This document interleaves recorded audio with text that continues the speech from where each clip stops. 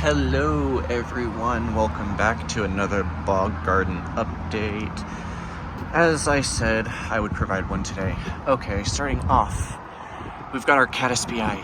Guys, this flower, look at this. It's almost ready. Almost ready. I'm excited for my first pitcher plant seeds. Yeah. We've got a little orb weaver taking shelter in the leaf though, as you can see, but it doesn't matter. Pretty soon that thing will be falling off because that thing will be cracking open and we'll get those seeds. I mean, just look at that. That thing is clearly about to get ready to burst with seeds. Anywho, you can see it is producing more maroon pitchers right now. It has stopped for the most part with those green ones. In fact, you can see these green ones are starting to go more red as we get later into the fall, and as these pitchers start to go more maroonish, they're going to start falling over and going more of the purpurea style, hence caddis eye. Caddis eye are a mix of, say, normal upright trumpet style pitchers and our low facing water collecting purpureas. If you breed these two, you'll get a cross similar to this, in fact. So that is all this is. That's why it kind of produces a hybrid between the two. So it starts off with the tall uprights, and then later on it droops down and collects water. Moving on, you can see our capensis has been flowering a bit lately. We've got two that are currently flowering, but these are late flowers, so because fall is fast approaching, you can see they're starting to darken, droop. Most of these are going to start dying back now. Our utricularia has basically started throwing out its seeds. Little bit of late bloomers here and there as far as flowers go all around. You can see our fly traps starting to darken more and more of their traps are starting to die back. Since it, like I said, getting colder, the traps can definitely feel it, the bugs definitely felt it, hence why they were going crazy out here a while ago. But all the wasps are practically gone for the most part now. No need to worry, it's just cold and rain that we have to worry about right now. You can see for the most part our filiformis has practically died back on the Butterfly Valley over there as well.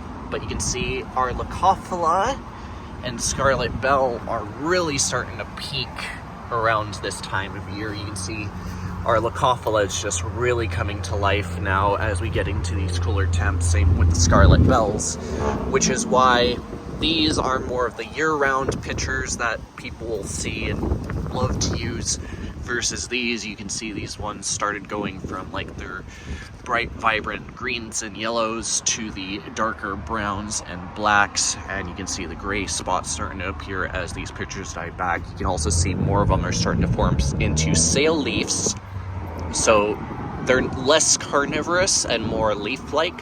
That is to photosynthesize during and gain more energy for the rhizomes during the time frame where they're not going to be putting as much energy into digesting because there's less insects around during the winter time frames.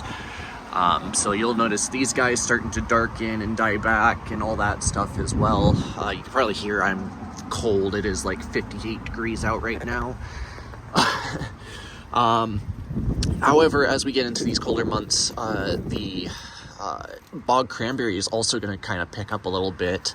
The bog cranberry does really well during these fall months as well, so you'll start seeing that pick up. You can already see the hibernacula starting to form on most of the Drosera down here, the filiformis type Drosera. At least you can see like the Tracii over here, the Butterfly Valley, and the filiformis. This is the Florida green version, the Florida giant. So yeah, it's just waiting for most of the active plants here to start to die back. Once they do, we'll go ahead and start trimming all the growth. I am going to leave these flowering ones here for now, just in case they get enough seed to kind of spread a little bit. Again, typically what I would do is pull a lot of these out, or I would have by now if I wanted to save these for sale, but I've got so many seeds built up, I'm not worried. If I need capensis, I've got plenty in stock in the fridge right now. So Same thing here with fly traps. Obviously these things will do fine during the winter. These things will all thrive. So as you can see, we do have a tray for this one right now.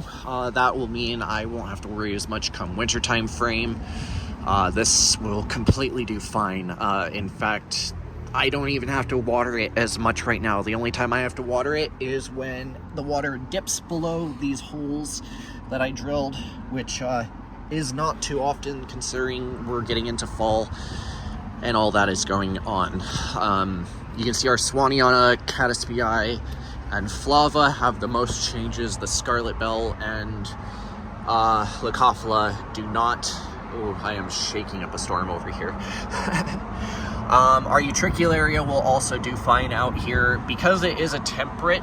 Utricularia is an odd temperate. It can experience dormancy, though it is not needed for Utricularia. So as you notice, the stuff in the grow tent will thrive. The stuff out here will thrive. Both will thrive just fine. I'm not too worried about either. If I need more Utricularia, obviously I've got the stuff out here or the stuff indoors. And you can see, because it's starting to get colder, our Nepenthes that I brought out here is going to start taking a hit. Although it might perk up a little bit at first, but once winter fully kicks in, it will eventually die. And that is fine. I don't mind if this one dies. I've mentioned that several times. So no worries there.